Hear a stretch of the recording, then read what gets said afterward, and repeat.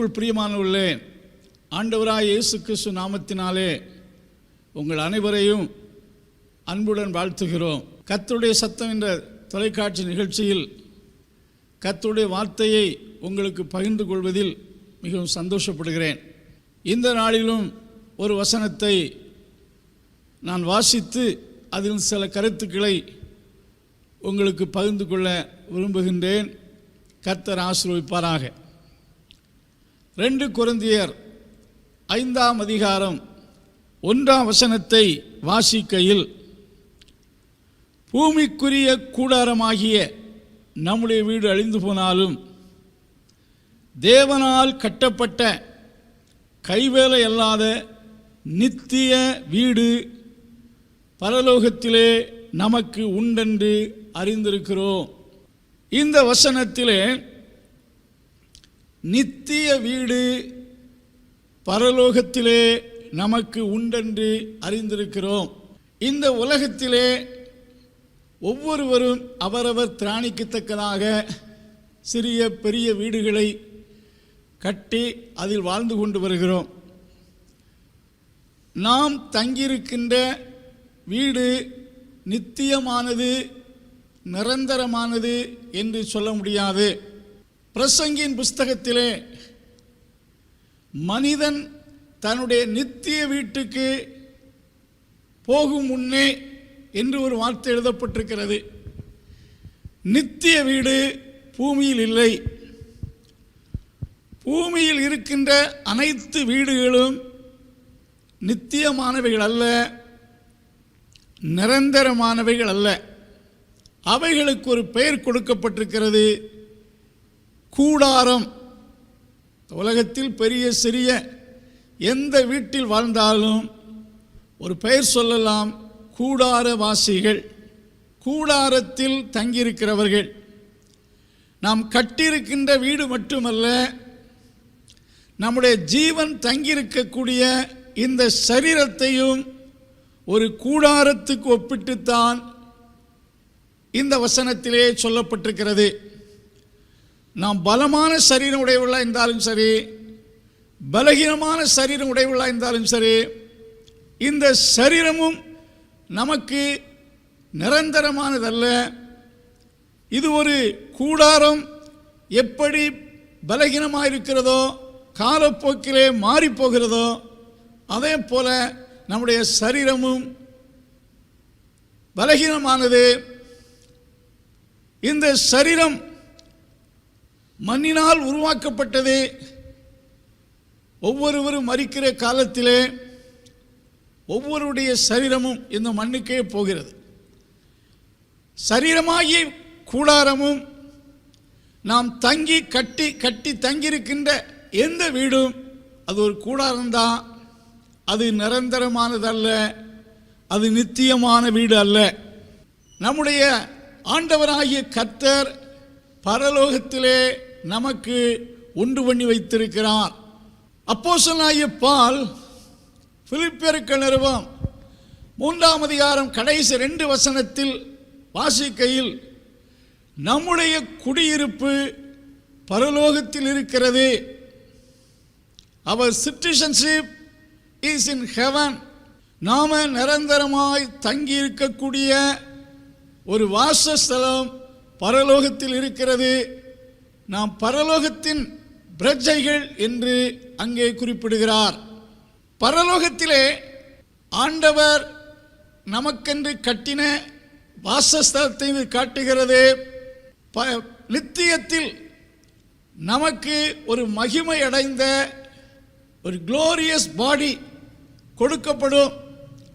அது நிரந்தரமானது. சரீரமாகிய மகிமை அடைந்த இந்த சரீரம், ஜென்ம சரீரம், இது அழிவுக்குரியது. ஒரு நாளில் இது அழிந்து போகும். ஆண்டவர் நமக்கு மகிமையான சரீரத்தை தருவார். பிலிப்பியரிலே 3ஆம் அதிகாரத்தில் கடைசி 2 வசனத்தில் சொல்லும்போது பவுல் இந்த கருத்தை அங்கே விவரிக்கிறார். நம்முடைய குடியிருப்பு பரலோகத்தில் இருக்கிறது. அடுத்த வார்த்தையில் சொல்லுகிறார், நம்முடைய அற்பமான சரீரத்தை தம்முடைய மகிமையின் சரீரத்துக்கு ஒப்பாக மறுரூபப்படுத்துவார். மகிமையின் சரீரமாகிய வீட்டையும் பரலோகத்திலே நாம் தங்கியிருக்கத்தக்க வாசஸ்தலத்தையும் தேவன் நமக்கு கொடுப்பார். யோவான் சுவிசேஷம் 14ஆம் அதிகாரம் 1-2 வசனத்திலே நமது ஆண்டவராய் இயேசு கிறிஸ்து சீசர்களை பார்த்து இவ்விதமாய் சொன்னார், உங்கள் இருதயம் கலங்காமல் இருப்பதாக, என்னிடத்தில் விசுவாசமாயிருங்கள். இதோ ஒரு ஸ்தலத்தை உங்களுக்காக ஆயத்தம் பண்ண போகிறேன். என் பிதாவின் வீட்டில் அநேக வாசஸ்தலங்கள் உண்டு. அப்படி இல்லாதிருந்தால் உங்களுக்கு சொல்லியிருப்பேன். நான் எங்கே இருக்கிறேனோ அங்கே நீங்களும் என்னோடு கூட தங்கியிருக்கும்படி உங்களை திரும்ப வந்து சேர்த்துக் கொள்வேன் என்று இயேசு சொன்னார். பிதாவின் வீட்டில் அநேக வாசஸ்தலத்தை ஆண்டவர் உண்டாக்கி வைத்திருக்கிறார். தேவன் உண்டாக்கின அஸ்திவாரமுள்ள நகரத்துக்காக நம்முடைய முற்பிதாக்களாகிய விசுவாசிகள் அதற்காக காத்திருந்தார்கள் என்று சொல்லி எபிரேயர் 11ஆம் அதிகாரத்தில் வாசிக்கிறோம். ஆபிரகாம் கர்த்தர் தாமே உண்டாக்கின நகரத்துக்காக காத்திருந்தான் என்றும், அந்த நகரத்தை தூரத்திலே விசுவாசத்தினால் கண்டு அந்த தேசத்தை தரிசனத்திலே கண்டு அதை அணைத்து கொண்டு அதற்காகவே வாழ்ந்தார்கள் என்றும், அதை நாடி சென்று அதை வாஞ்சித்து அதை அடையும்படி விரும்பினார்கள் என்று சொல்லப்பட்டிருக்கிறது. அந்த விசுவாசத்தோடு அவர்கள் மரித்தார்கள் என்று சொல்லப்பட்டிருக்கிறது. தேவன் உண்டாக்கி இருக்கிற நித்திய வீடு என்பது நமக்கு தேவன் நித்தியத்தில் கொடுக்கவிருக்கின்ற ஒரு மகிமையடைந்த சரீரத்தையும் நமக்காக தேவன் உண்டாக்கியிருக்கின்ற வாசஸ்தலத்தையும் காட்டுகிறது. அருமையானவர்களே, நமக்கென்று தேவன் இதை உண்டு பண்ணி வைத்திருக்கிறார். குறிப்பாக 1ஆம் வசனத்திலே நித்திய வீடு உண்டென்று அறிந்திருக்கிறோம். அநேக மக்கள் உலகத்தில் நிறைய காரியங்களை அறிந்திருக்கிறார்கள். அறிய வேண்டிய முக்கியமான காரியங்களை அறியாதிருக்கிறார்கள். தேவன் மக்களுக்கு அறியும்படி அறிய வேண்டும் என்று சொல்லக்கூடிய காரியத்தை அநேகர் அறியாமல் இருக்கிறார்கள். வேதாகமத்திலே பிரசங்கின் புஸ்தகத்தில் ஒரு வார்த்தை சொல்லப்பட்டிருக்கிறது, ஊருக்கு போகும் வழியை அறியாத மூடனுடைய தொல்லை மிகுதியாயிருக்கிறது. ஊருக்கு போகக்கூடிய வழியை அறியாதவன் சொன்னால் நித்திய வீட்டுக்கு செல்லக்கூடிய வழியையும் அந்த வீட்டையும் குறித்த அறிவில்லாதவன் உலகத்தில் மூடனை போல் வாழ்கிறான். அவனுடைய தொல்லை என்பது அவன் ஒரு ட்ரபிள் மேக்கராகவும் பிறருக்கு தொல்லை கொடுக்கிறவனாகவும் இருக்கிறான். அந்த வழியை அறிந்தவன், அந்த நித்திய வீட்டை குறித்து தெரிந்தவன் அதற்காக வாழும்போது அவன் அநேகருக்கு ஆசீர்வாதமாக இருக்க முடியும். இந்த மாலை நேரத்திலே அறிந்திருக்கிறோம் என்று சொல்லும்போது இதை நாம் அறிய வேண்டிய பிரகாரம் அறிந்து கொள்ள வேண்டும். இந்த கூடாரமாகிய இந்த சரீரத்தில் தங்கி வாழும்போது அல்லது அழிவுக்குரிய வீடாகிய இந்த உலக வீட்டிலே நாம் வாழும்போது பவுல் சொல்லுகிறார், இந்த கூடாரத்திலே நாம் எல்லோரும் தவித்து கொண்டிருக்கிறோம், பாரம் சுமந்து தவித்து கொண்டிருக்கிறோம் என்று குறிப்பிடுகிறார். We are being burdened in this tabernacle. நாமெல்லாம் இந்த சரீரமாகிய இந்த கூடாரத்தில் இந்த உலகத்தில் வாழ்க்கை வாழும்போது பலவித பாடுகள், நெருக்கங்கள், பிரச்சனைகள், இவைகளின் நடுவிலே தவித்துக் கொண்டிருக்கிறோம். we are groaning, தவித்துக் கொண்டிருக்கிறோம், பாரம் சுமந்து வாழ்கிறோம். ஒவ்வொருடைய வாழ்க்கை எடுத்துக்கொண்டால் ஸ்தோத்திரம், ஒவ்வொருடைய வாழ்க்கையிலும் வித்தியாசமான பாடுகள், வியாதியினால் நெருக்கங்கள், பலகீனங்கள், குடும்ப பிரச்சனைகள், சமாதான கேடு, இப்படிப்பட்ட பல இக்கட்டில் இந்த உலகத்தில் வாழ்ந்து கொண்டிருக்கிறோம். ஆனால் பரம வாசஸ்தலம் என்பது முற்றிலும் வித்தியாசமானது. அது தேவன் நமக்கென்று ஆயத்தம் பண்ணின ராஜ்யம். அங்கே அது ஒரு பலமான ராஜ்யம். அங்கே சமாதானம், சந்தோஷம், மகிழ்ச்சி இருக்கும். துக்கம், துயரம் இருப்பதில்லை. தேவனே தம்முடைய பிள்ளைகளுக்கு ஆயத்தம் பண்ணின ராஜ்யம். இதை அறிந்திருக்கிறோம் என்று சொல்லும் போது எப்படி இதை அறிய முடியும்? பவுல் சொல்லுகிறார், நாங்கள் அறிந்திருக்கிறோம். we know, நாங்கள் அறிந்திருக்கிறோம். எப்படி இதை தேவ பிள்ளைகள் அறிந்தார்கள்? கர்த்தருடைய வார்த்தைகள் அதை குறித்து விவரிக்கிறது. மகிமையின் சரீரம் எப்பொழுது கிடைக்கும் என்றும், தேவன் தம்முடைய ஜனத்துக்காக ஆயத்தம் பண்ணி வைத்திருக்கின்ற ராஜ்யத்தில் நித்திய வீடு எப்படிப்பட்டதாக இருக்கும் என்பதை கர்த்தருடைய வசனத்தில் விவரித்து சொல்லப்பட்டிருக்கிறது. The word of God testify about this truth. ஆண்டவருடைய வார்த்தையில் தான் மனிதனுடைய எதிர்காலத்தை குறித்தும், ஒரு மனிதன் நித்தியத்தில் எப்படி இருப்பான் என்பதை குறித்தும், ஒரு மனிதனுடைய மரணத்துக்கு பின்னால் அவனுடைய வாழ்க்கை எப்படி இருக்கும் என்பதை கர்த்தருடைய வார்த்தை ஒன்றுதான் தெளிவாய் உலகத்துக்கு விவரித்து காட்டுகிறது. அநேக மனிதர்கள் மரணத்தின் மறுபக்கம் எப்படிப்பட்டதாக இருக்கிறது என்பதை அறியாமல் இருக்கிறார்கள். மரணத்துக்கு முன்னால் உள்ள இந்த உலக வாழ்க்கையைத்தான் எல்லோரும் அறிந்திருக்கிறோம். the other side of the death, மரணத்தின் மறுபக்கம், அது beyond our death, என்ன நடக்கிறது, எப்படி இருக்கும் என்பதை குறித்து தேவனுடைய வார்த்தை தெளிவுபடுத்துகிறது. ஆகையால் தான் ஆண்டவருடைய பிள்ளைகள் மரணத்தில் நம்பிக்கை உள்ளவர்கள். நீதிமான் மரணத்தில் நம்பிக்கை உள்ளவன் என்று வசனம் சொல்லுகிறது. மரணத்தில் என்ன நம்பிக்கை? மனுஷனுடைய நம்பிக்கையெல்லாம் அழிந்து போகக்கூடிய ஒரே இடம் உண்டென்றால் மரணம்தான் அவனுடைய நம்பிக்கையை அழித்து போடுகிறது. எப்படியெல்லாமோ வாழணும், எதையெல்லாம் சாதிக்க வேண்டும், எப்படியெல்லாம் இருக்க வேண்டும் என்ற கனவுகளுக்கெல்லாம் முற்றுப்புள்ளி உண்டாக்குறது என்று உலகத்தில் சொல்வதை கேட்டிருக்கின்றோம். மரணம் ஒரு மனிதனுடைய நம்பிக்கையின் முடிவென்று சொல்வதை கேட்டிருக்கிறோம். ஆனால் கர்த்தருடைய வார்த்தை சொல்லுகிறது, நீதிமான் மரணத்தில் நம்பிக்கை உள்ளவன். அப்போஸ்தலனாகிய பவுல் இவ்விதமாய் குறிப்பிடுகிறார், கிறிஸ்து எனக்கு ஜீவன், சாவு எனக்கு ஆதாயம். எப்படி ஒரு மனிதன் மரணத்தை தனக்கு ஒரு லாபமாக சொல்ல முடியும்? கிறிஸ்து கொடுக்கின்ற நித்திய வாழ்வை குறித்து அறிந்திருந்தபடியால் தான் அந்த வார்த்தையை சொல்ல முடிந்தது.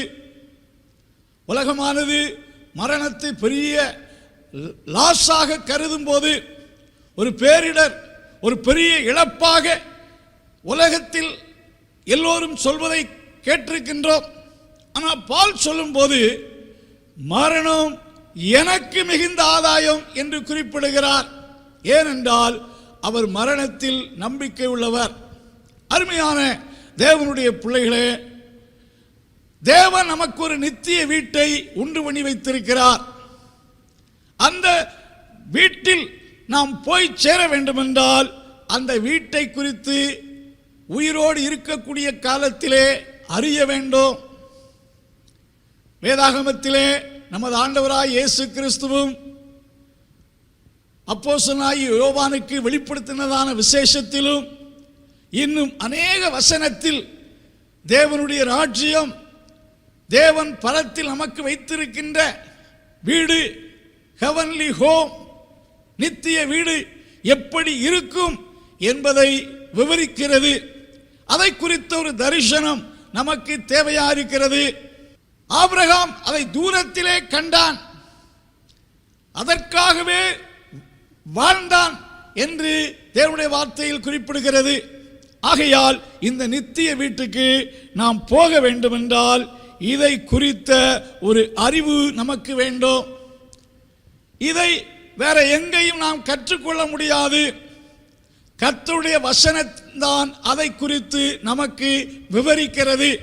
வேதத்தை நீங்கள் கருத்தாக வாசிக்கையில் நித்திய வீடு எப்படி இருக்கும், ஏனென்றால் உலக பிரகாரமாக கொஞ்ச காலம் வாழக்கூடிய வீட்டை எப்படி ஸ்ட்ராங்காக கட்டணும், அது எப்படி நமக்கு வசதி ஏற்றதாக இருக்க வேண்டும் என்று இந்த உலக பிரகாரமான வீட்டை கட்டுவதில் எவ்வளவு கவனம் செலுத்துகிறோம். ஸோ நாம் கட்டின வீடு என்பது நமக்கு அது நிரந்தரமாக இல்லை. ஆனால் அதை குறித்து எவ்வளவு கரிசனை நமக்கு இருக்கிறது. அதை குறித்து கொஞ்ச காலம் வாழக்கூடிய வீட்டை கட்டுவதில் அதிக கவனம் செலுத்துகிறோம். ஆனால் தேவன் உண்டு பண்ணி வைத்திருக்கின்ற நித்திய வீட்டுக்குள் பிரவேசிப்பதற்கும் அந்த வீட்டை அடைவதற்கும் நாம் கவனமாயிருக்க வேண்டும். அருமையானவர்களே, இந்த வீட்டை குறித்த அறிவு நமக்கு முதலாவது தேவையா இருக்கிறது. இந்த உலகத்தில் நாம் தங்கியிருக்கிற வீடா இருந்தாலும் சரி, நம்முடைய சரீரமாகிய இந்த சரீரமாயிருந்தாலும் சரி, அது ஒரு கூடாரம் என்றுதான் வேதம் சொல்லுகிறது. தேவன் வைத்திருக்கிற வீட்டுக்கு தான் நித்திய வீடு என்றும் 5ஆம் வசனத்திலே தேவனால் கட்டப்பட்ட நித்திய வீடு பரலோகத்தில் நமக்கு உண்டென்றும், 2ஆம் வசனத்திலே நம்முடைய பரம வாசஸ்தலம், அவர் ஹெவன்லி டுவெல்லிங் பிளேஸ், அவர் ஹெவன்லி ஹோம், தேவன் உண்டாக்கின நித்திய வீடு என்றும் நம்முடைய பரம வாசஸ்தலம் என்றும் கர்த்தருடைய வார்த்தை சொல்லுகிறது. இதை பற்றி நாம் அறிந்தால்தான் அதை அடைய முடியும். இரண்டாவதாக அப்போஸ்தலனாகிய பவுல் 5ஆம் வசனத்தில் இதற்கு நம்மை ஆயத்தப்படுத்துகிறவர் தேவனே, ஆவி என்னும் அச்சாரத்தை நமக்கு தந்தவரும் அவரே.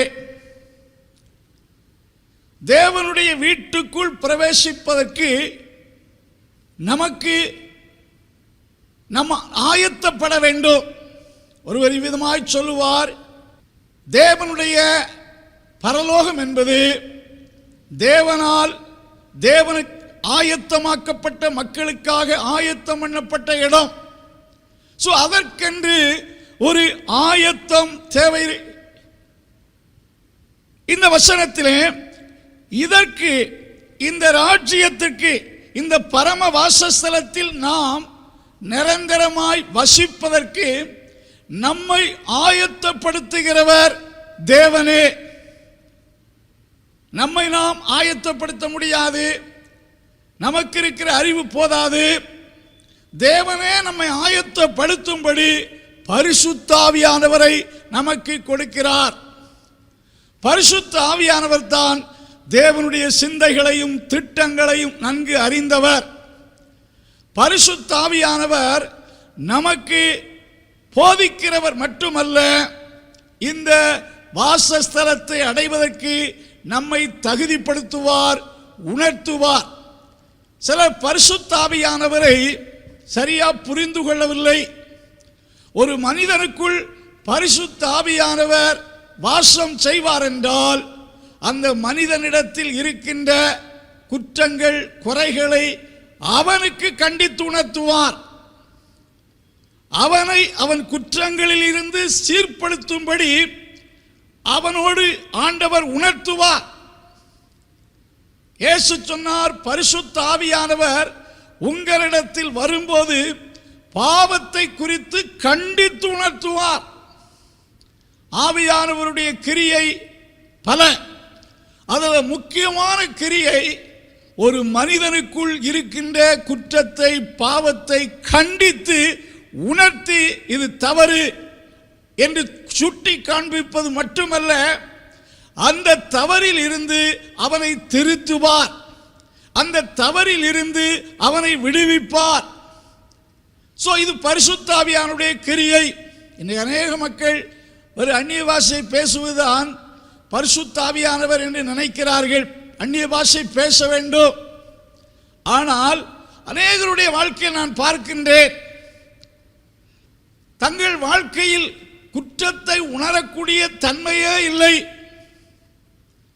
பரிசுத்த ஆவியை பெற்றிருக்கிறோம் என்று சொல்லுகிறார்கள். ஆனால் அவர்களால் அவர்கள் குறைகளை உணர்ந்து அறிக்கை செய்யும் தன்மை இல்லை.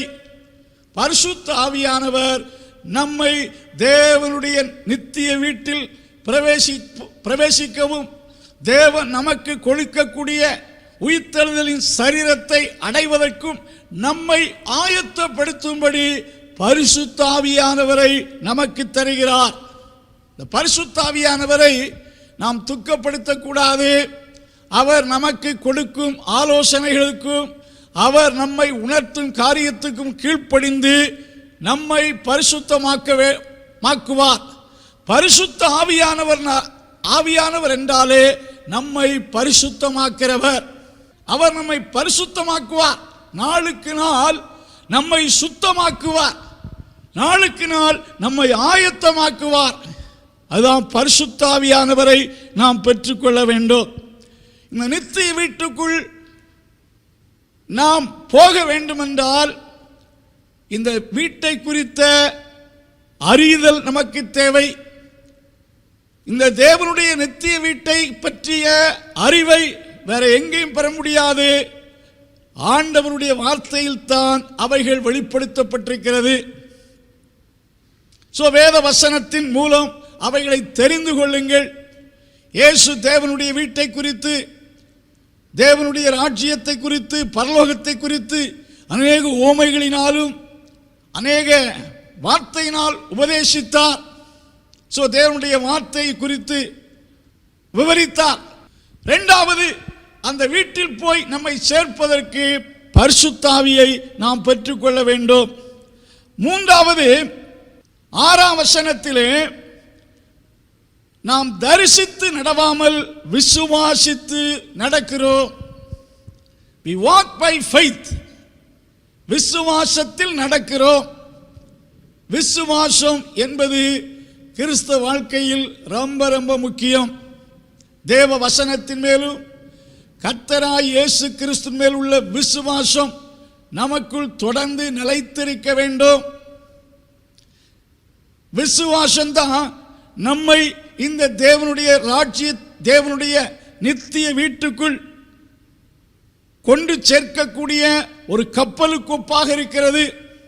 விசுவாசத்தை அப்போஸ்தலனாகிய பவுல் ஒரு கப்பலுக்கு ஒப்பிடுகிறார். இந்த கப்பல் சேதமாகிவிட்டால் எப்படி மறுகரைக்கு நாம் போக முடியும்?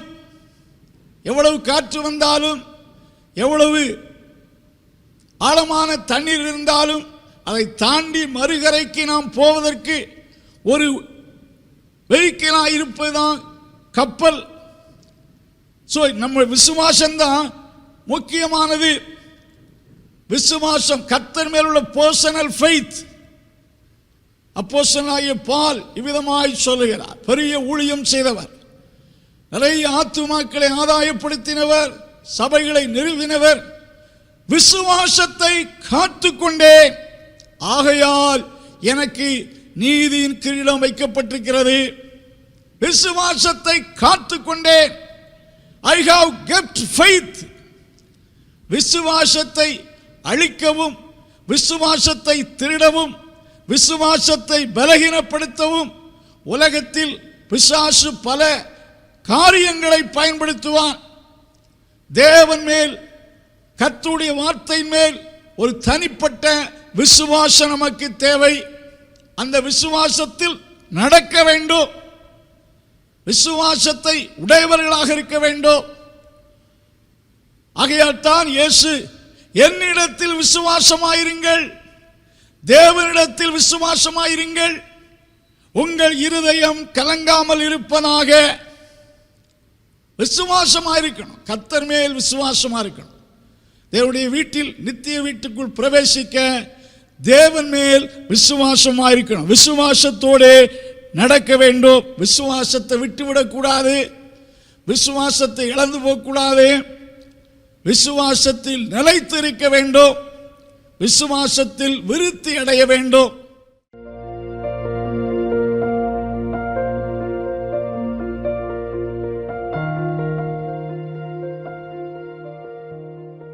நல்ல பிதாவே, உமது பிள்ளைகளாகிய ஒவ்வொருவருக்கும் பரத்தில் நித்திய நிரந்தரமான வாசஸ்தலத்தை